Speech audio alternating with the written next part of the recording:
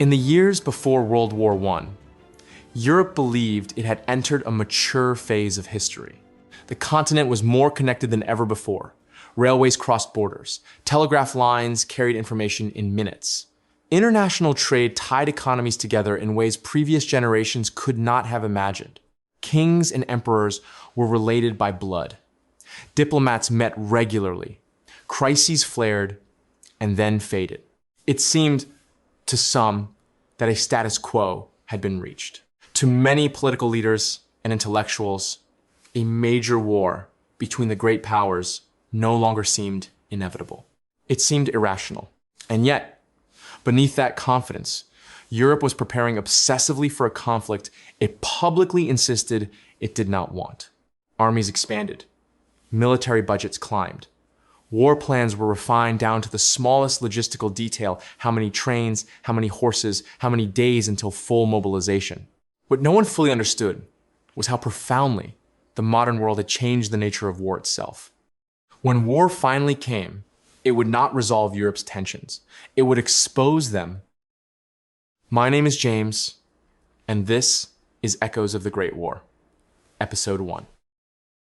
This episode is about the world that existed before the war began. Not the battles, not the trenches, but the pressures, assumptions, and decisions that made a war of unprecedented scale possible, even likely by the summer of 1914. To understand why Europe became so unstable by the early 20th century, we need to begin with a moment that, at the time, looked like a triumph of order rather than a prelude to disaster. The year was 1871.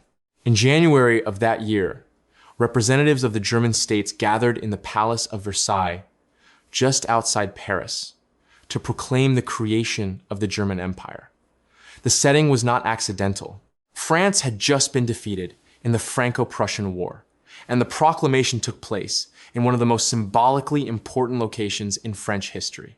For Germans, it was a moment of national fulfillment. For France, it was humiliation. And for the rest of Europe, it marked the end of an old balance that had quietly governed the continent for decades. Before unification, what we now think of as Germany existed as a patchwork of kingdoms, duchies, and city-states. Prussia was the strongest among them, but it was still constrained by the European system created after the Napoleonic Wars, a system designed to prevent any single power from dominating the continent. German unification shattered that system. Almost overnight, Europe found itself confronting a new state at the center of the continent, populous, industrializing rapidly, and possessing one of the most professional and efficient armies in the world. Germany did not simply join the ranks of the great powers. It altered the geometry of European politics. This mattered enormously. Germany's population was growing faster than that of its neighbors. Its universities produced engineers, chemists, and administrators at remarkable rates. Its factories churned out steel, coal, and manufactured goods that fueled both civilian life and military power. And its army, built on universal conscription and meticulous planning, became the model others felt compelled to follow. For France, the consequences were immediate and deeply personal.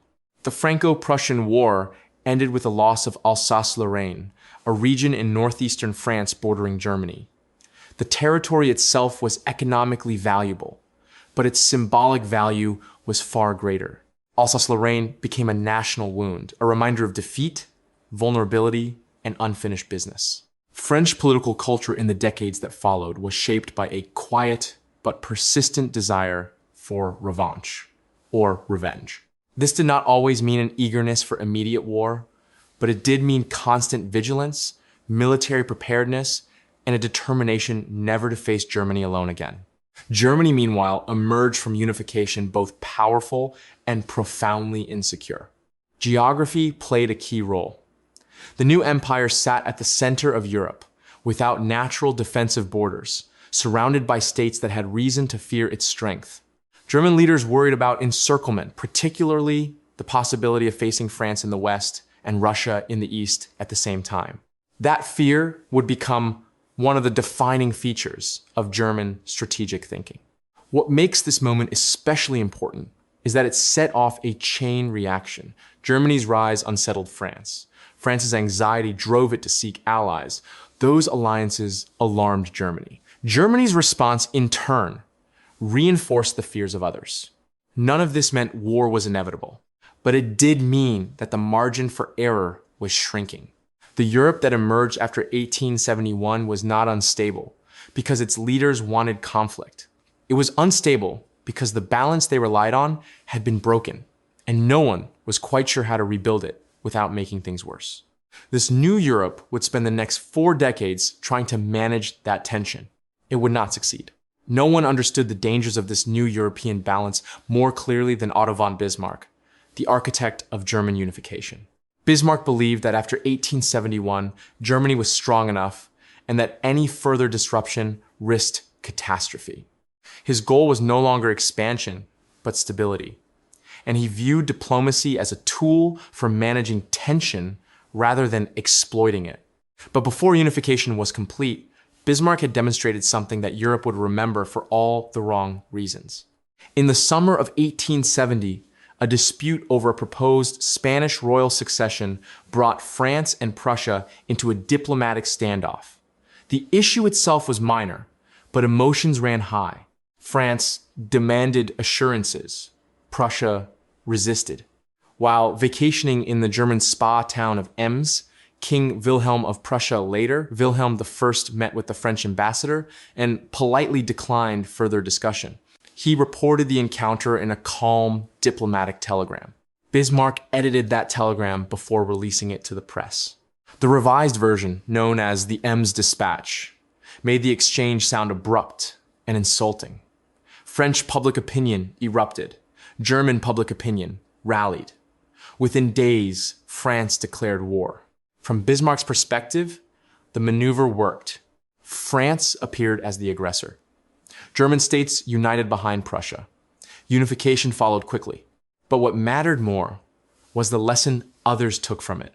The Ems Dispatch suggested that crises could be shaped, accelerated, even engineered, and that decisive action in moments of tension could produce favorable outcomes. What later leaders failed to absorb was Bismarck's restraint afterward. He treated crisis manipulation as an exception, not a model. In the decades that followed, others would remember the success, but forget the limits. And that misunderstanding would prove far more dangerous than the telegram itself. By the end of the 19th century, Europe was changing faster than its political systems could comfortably absorb.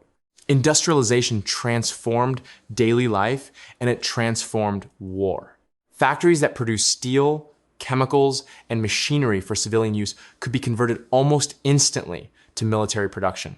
Rail networks stitched the continent together, allowing millions of soldiers to be moved from civilian life to the front in a matter of days rather than months. Telegraph lines carried orders at unprecedented speed, collapsing the time leaders had to reflect before acting. These developments were often celebrated as signs of progress. But in military planning rooms across Europe, they produced anxiety. Speed became both a capability and a constraint. Once armies could mobilize quickly, leaders feared that hesitation might leave them permanently behind. Strategic assumptions hardened into doctrine, emphasizing offense, speed, and decisive action, while defensive caution was often dismissed as weakness. This mindset reshaped how war was imagined. Military planners increasingly treated mobilization as a technical process rather than a political choice. Railway schedules were drawn up years in advance. Timetables assumed that once movement began, it could not be paused or reversed. Political leaders were warned that partial mobilization was either impossible or dangerously ineffective. In this environment, restraint began to feel irresponsible. Militarism in this period is often misunderstood as a love of violence. In reality, it was more institutional than emotional. Military leaders gained influence not because civilians disappeared, but because civilians deferred to what they believed was professional expertise. Over time, planning began to dictate policy rather than serve it. This had profound consequences. Crisis management became compressed. Diplomatic flexibility narrowed. Leaders who might once have had weeks or months to negotiate now felt they had days, sometimes hours, before losing strategic advantage. Industrialization did not make war more likely on its own, but it made miscalculation more dangerous. It rewarded speed over deliberation. It punished hesitation. And it encouraged leaders to view war as something that could be planned, optimized, and controlled. The tragedy was that while Europe mastered the mechanics of modern war, it failed to update its understanding of war's human and political costs. By the early 20th century, Europe was better prepared to fight than it was to stop fighting. And that imbalance would matter enormously when the next crisis arrived. If industrialization accelerated Europe's capacity for war, alliances determined how far any war might spread. In theory, Europe's alliance system was meant to preserve peace. The logic was straightforward. If attacking one country meant fighting several, then aggression would become too costly to attempt. In practice, the system did something far more dangerous. It transformed fear into structure. After German unification, France faced a stark reality. Alone, it could not match Germany's population, industry, or military power. Avoiding isolation became a central goal of French foreign policy, not out of aggression, but out of survival. Over time, France found its most important partner in Russia. Russia, stretching from Eastern Europe deep into Asia, was a vast empire with enormous potential strength and deep internal problems. Its leadership sought influence in Eastern Europe and the Balkans, both to secure its borders and to assert its status as a great power. A partnership with France offered financial support, diplomatic backing, and a counterweight to Germany. Germany watched this alignment with growing unease. From Berlin's perspective, the nightmare scenario was encirclement, facing a hostile France in the west and a mobilized Russia in the east. That fear shaped German strategy, military planning, and diplomatic behavior for decades. Germany responded by tightening its own alliances, most notably with Austria-Hungary. Austria-Hungary was not Germany's equal in power, but it was Germany's most reliable partner. The two empires shared strategic interests, particularly in countering Russian influence in Eastern Europe and the Balkans. This partnership, however, came with risk. Austria-Hungary was a fragile, multi-ethnic empire facing internal nationalist pressures. Supporting it meant tying Germany's fate to a state whose stability was far from assured. Britain occupied a different position. For much of the 19th century, Britain avoided permanent alliances on the continent, preferring to act as a balancer.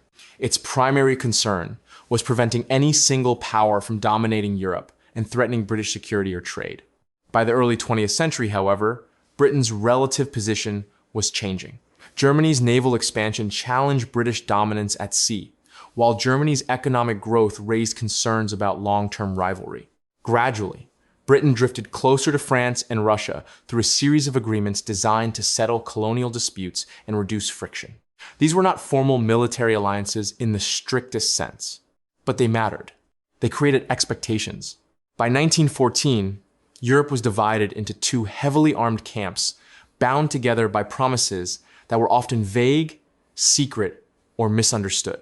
Governments did not always know precisely what their allies would do in a crisis, but they feared what might happen if those allies felt abandoned. That fear changed behavior. A local dispute could no longer be treated as local. Any confrontation carried the risk of escalation, not because leaders wanted a general war, but because they worried that failing to act would shatter the alliances they depended on.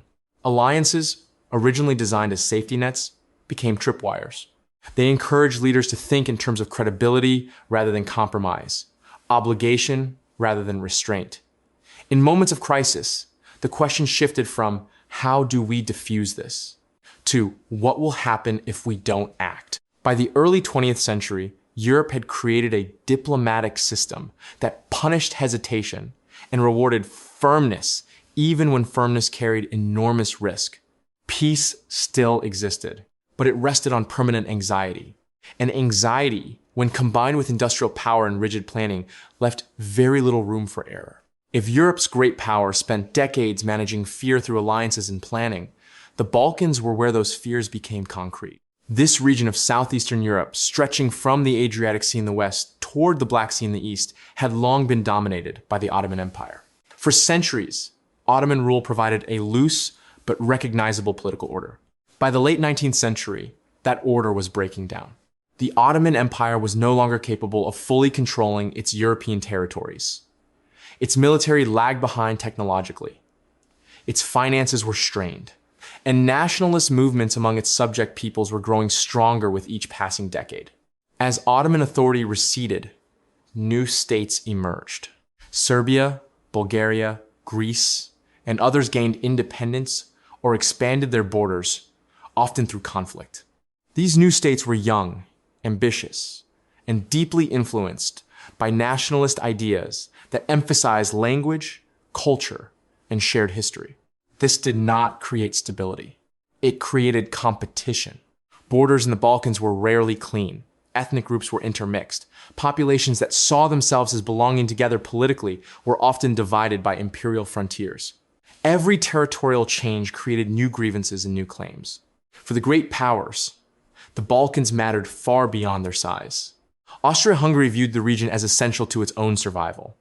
The empire ruled over many Slavic populations, and nationalist success in the Balkans threatened to inspire similar movements within its borders. Stability to the south was not optional, it was existential. Russia saw the Balkans through a different lens.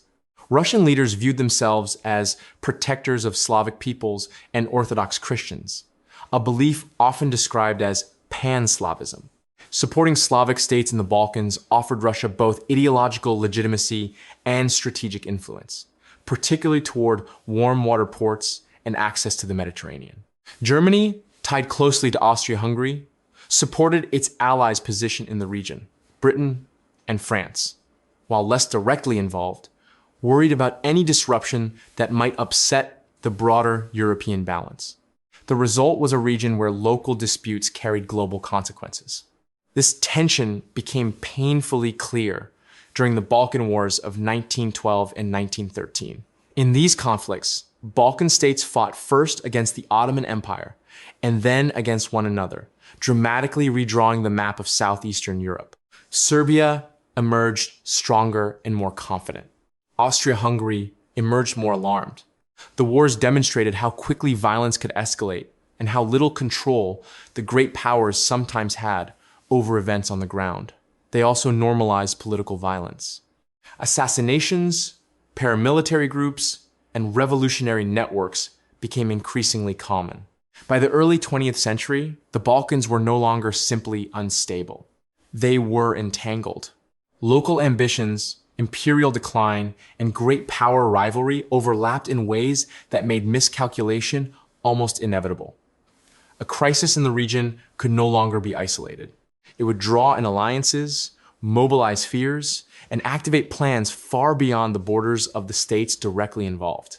The Balkans did not cause World War I on their own, but they provided the place where Europe's accumulated tensions finally found a focal point. And when that point was struck, the entire system would respond. By the early 20th century, Europe had not stumbled into danger by accident.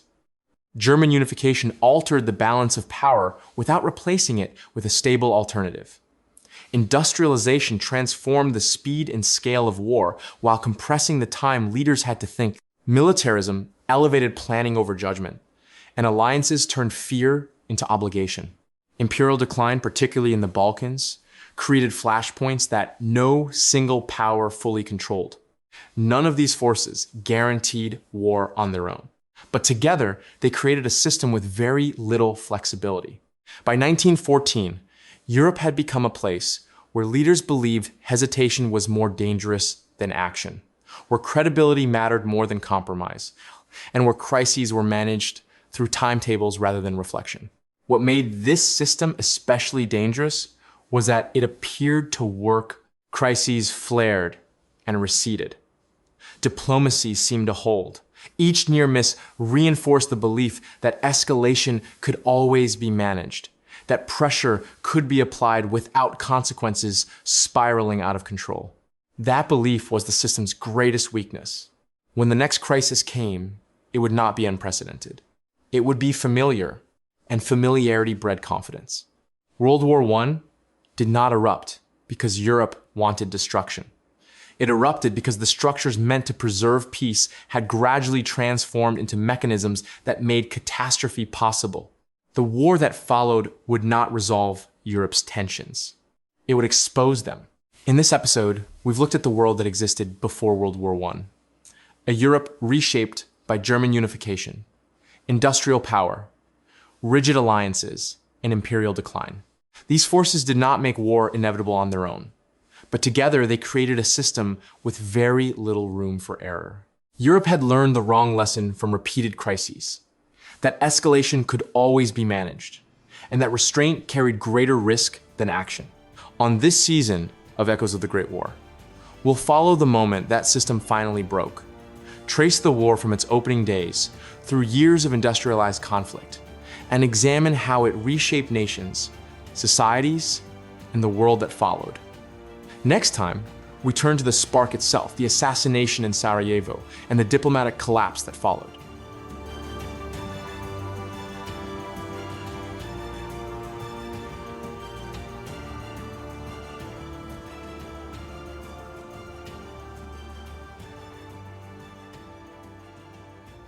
Thank you for listening to Echoes of the Great War.